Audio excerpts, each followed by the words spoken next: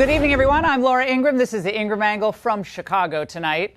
She's back. Everyone thinks you've been kicking back, drinking margaritas on the beach. But really, you've been hard at work. Plus, new evidence of Hillary's scheme to frame Trump. I'm convinced there were meetings and phone calls. I'm convinced that there were financial entanglements. Well, and physical fitness is back. And we get a shout out to one of our guests. He's a man who you're not going to mess around with. Triple H. There he is. Oh, that's still very strong. He's a strong guy. Triple A is here, but first, mob beatings rattle America. That's the focus of tonight's angle. We're learning more about that stomach-churning attack in Cincinnati that sent at least 2 people to the hospital last weekend. Now, despite the fact that a huge crowd saw what went down, only one 911 call came in, and it wasn't until after everyone had scattered. Where are the suspects now? They're all running away. They're where? Running away. Of course, many chose to film all of it on their cell phones instead of helping out. Now, you see a man savagely beaten by a group that appears to be mostly African American. Then you see a woman, her name is Holly, being knocked unconscious. Another male was also viciously pummeled. All victims appear to be white. Now, if it were up to traditional media sources, you probably never would have heard much about this. Because in the first 24 hours or so, there was no big local press briefing, nothing in any big media outlet. But since the videos of the attacks were all over the internet, the public outcry grew and grew. And when Cincinnati Police Chief Teresa Tedage finally spoke out, her toughest words seemed focused on social media. Social media, the post that we've seen, does not depict the entire incident. That is one version of what occurred. At times, social media and mainstream media and their commentaries are a misrepresentation of the circumstances surrounding any given event. Okay, we didn't need multiple camera perspectives to see how horrific this was. But we do now have additional video of the moments before the real violence began.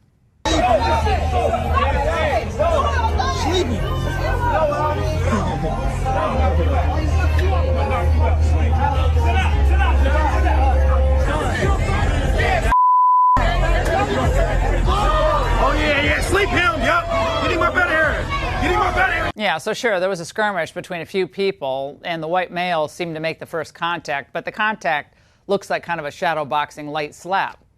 This in no way justifies what happened next.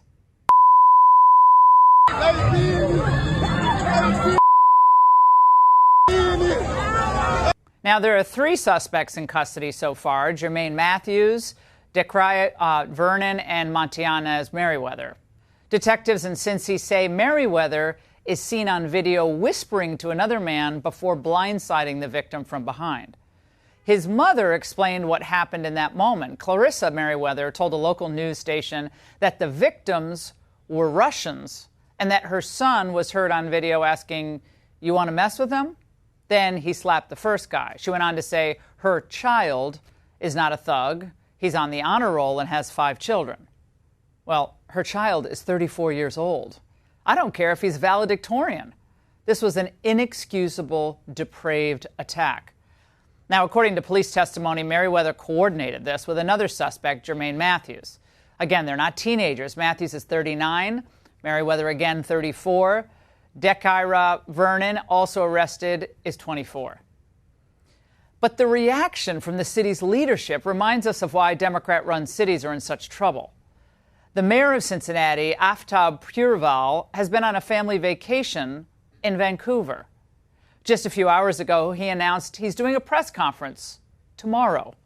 That's 6 days after the attack. Now, more disturbing were online comments by Victoria Parks, the president pro tem of the Cincinnati City Council.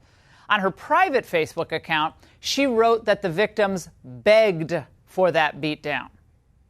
Okay, that is shameful. We asked Victoria if she regretted that statement. No response from her. And it is not unfair to believe that had the races of the accused and the victims been reversed, these attacks would have been national news for days. I could imagine someone like a Benjamin Crump flying in would be hearing that the system was broken. Wait, there were no ambulances on site? Where was the police response? A police response was initially slow. A mayor wasn't present. A city councilwoman who said those things would have been already forced to resign. If the attackers were white, all we'd be hearing about would be white rage and systemic racism. But this is not an isolated incident. In L.A. earlier this year, a man was attacked by a group of teen bikers. I'm feeling the hits, and I'm trying to keep my head down. Battered, bruised, and deeply shaken, Maurice Benaim recounts the terrifying moment he was brutally attacked by a mob of 20 to 30 teens on bikes. They just surrounded me, and next thing I know, I'm just trying to focus on not passing out in the middle of the road and, trying to protect my head. It took two good Samaritans to step in before the teens rode away on their bikes, but not before they also damaged Maurice's car. And just a few weeks ago, a teenager at a football camp in South Carolina, and he happens to be white, was brutally beaten. That also caught on video. Oh, what's up, man? I gotta get in here. Oh, yeah. Oh, yeah. Oh, yeah. Feeling nope. Don't even get up. Don't even get up. Don't even get up. Yeah. Don't even get up. Now watch your next time. You know what not to say. This leads a lot of people to start asking, does this start to become normalized? People become just, numb to all of this. Why do people choose to film instead of choose to step in? Now, we warned that the fallout from the Floyd riots would be extensive. We had our cities burned, stores were looted, people assaulted, statues ripped down, government buildings torched and attacked. Police, of course, all police, hardworking police, denigrated. And what did so many of our leaders at the time say and do? Well, they, perfunctorily condemned violence, but you got the sense that they were really believing, well, most of the protests are mostly peaceful. They're just a few bad apples.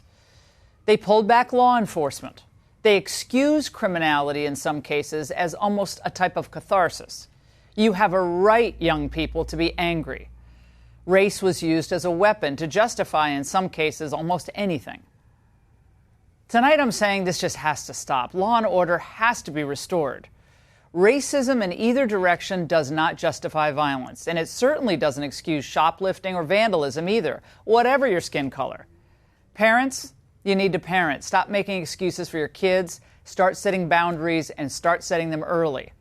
And yeah, life's going to be unfair. People are going to be rude, mean, some racist, but that doesn't give anyone of any color or creed license to lash out. And public officials, do your jobs. Stop kowtowing to the woke crowd. Send a strong message that if you commit a crime, expect to do time. And that's The Angle. Want even more Fox News on YouTube? Become a Fox News Patriot today. Click join to find out how.